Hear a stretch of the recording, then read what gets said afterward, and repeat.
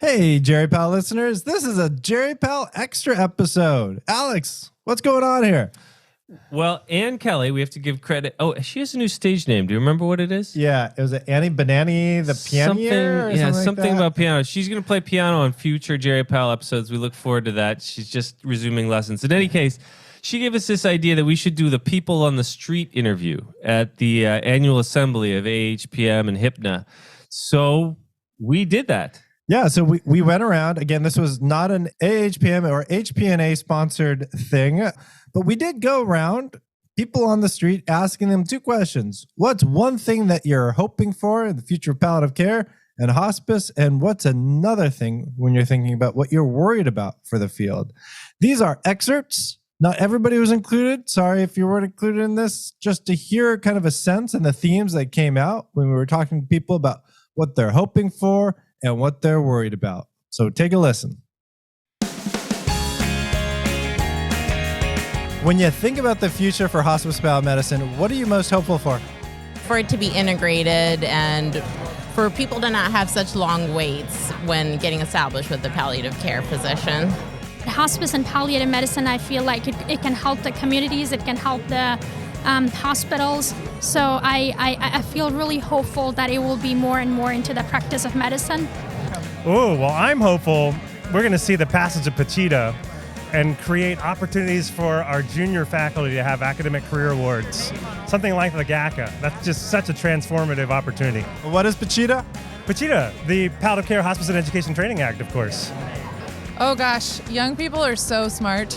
So if we can keep pulling in the young people, we're going to be fine. Videographer, you're not supposed to talk over the video. Jesus, you can't find any good help nowadays. I know. Yeah. Tell me about it. Martha, when you think about hospice palliative medicine, what are you most hopeful for? That we are so integrated into the very fabric of healthcare that it's a no-brainer in every single discipline. Because you know what? We are not an extra layer of support. We are actually the integrator. We deepen ourselves into the fabric of care, and we make healthcare work for people who are seriously ill. Martha, breaking the definition for palliative care. No longer an extra layer of support. I'm hopeful that we're going to address that issue, that we're really going to get it together and figure out, one, how do we find all the people who need palliative care? Yeah. How do we reduce barriers to access for palliative care? And how do we ensure that people with serious illness and palliative care needs really get that care? We are working in that direction, and I'm optimistic that we're going to get there. I'm hopeful because of all the great people who are in this space and who really care about it deeply. Isn't it great seeing everybody again? Incredible.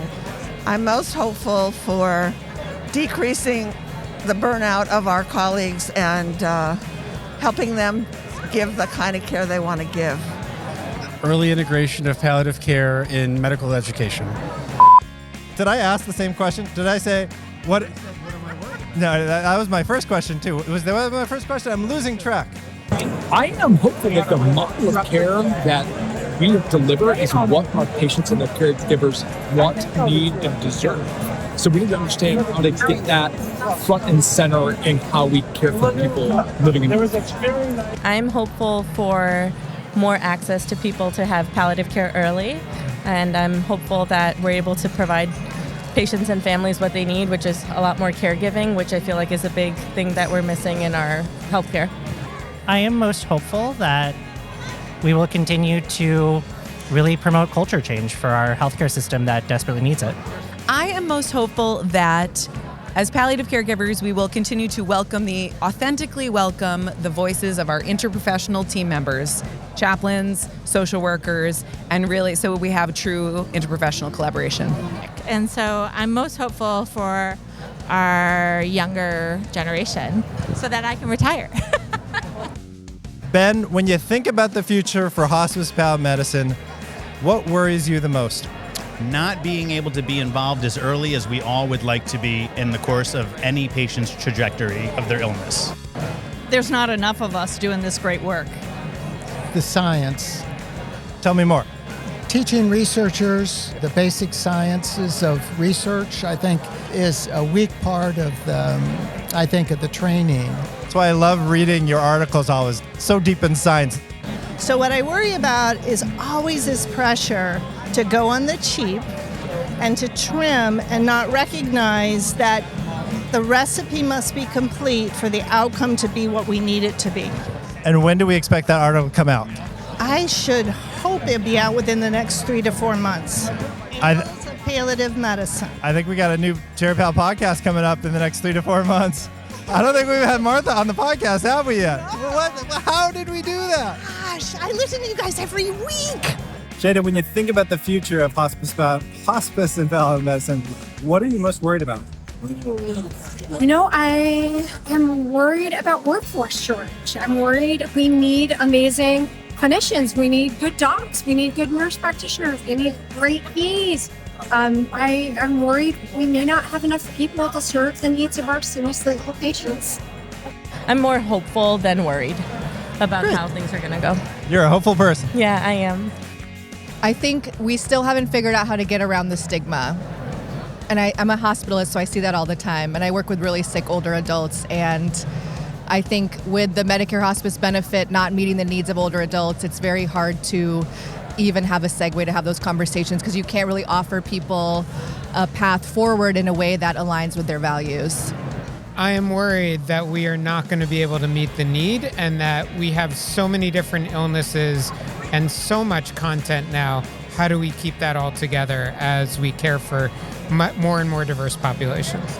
I do worry about access, particularly in rural areas and for-profit hospitals, and ensuring that there's equity of access outside of academic medical centers, as well as that really we need to keep carrying forward with what Tim Quill and Amy Abernathy talked about in 2013 about really a big part of our specialty is potentiating the primary palliative care that's done by non-specialists, and how do we embrace that even further to carry our message further. Okay, Sarah, when you think about the future of hospice palliative medicine, what are you most worried about? I am actually worried that we will continue to grow too rapidly and we won't have enough people to really properly do the work, we'll have too many consults, and it's sort of a double-edged sword that people appreciate us and understand what we're doing, but we may not have all the trained palliative care chaplains and palliative care social workers to really meet those specialized needs. So I worry about burnout for our teams, but I'm hopeful that we can continue to grow and educate each other. Sarah, when you think about the future of our field, wait, did I ask worried or hopeful? You said you already asked for hopeful. Okay. Okay, Sarah, second question. When you think about the future of our field, what are you most hopeful for? Most hopeful? Did I just like...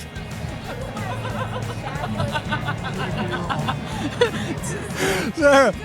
All right, did you not like my answer? And you went, okay, take two.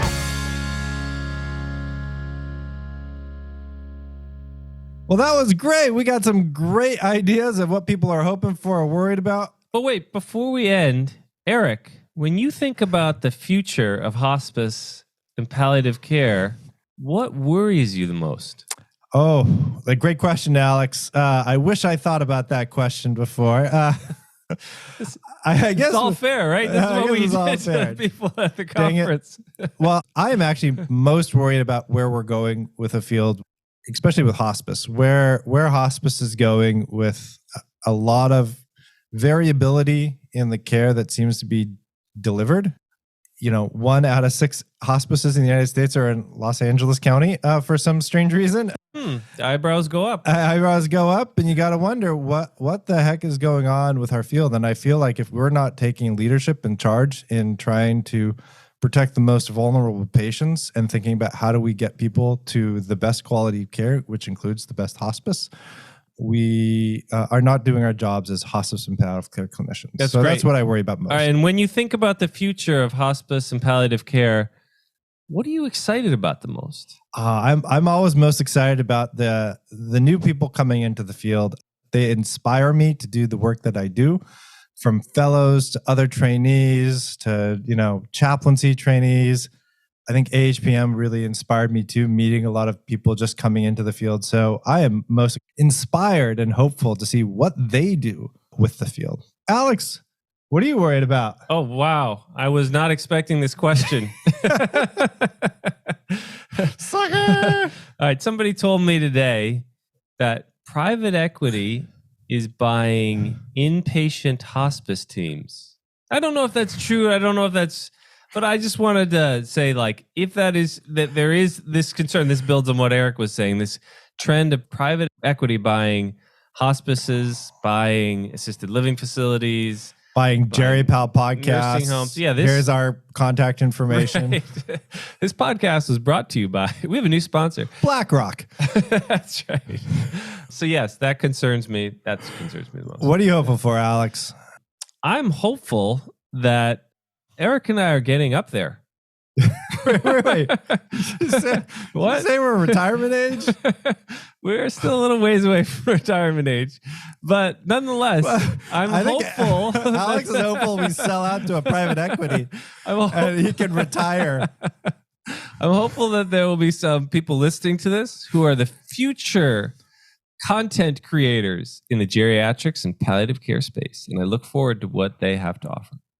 Well, thanks everybody. And we'll do this next AAHPM HPNA meeting. Word on the street, but not in the meeting because it is not associated with HPNA or AAHPM. Just to be absolutely clear. Absolutely clear. If you haven't got that message, it is not an official in any way sponsored. And with that, thanks everybody.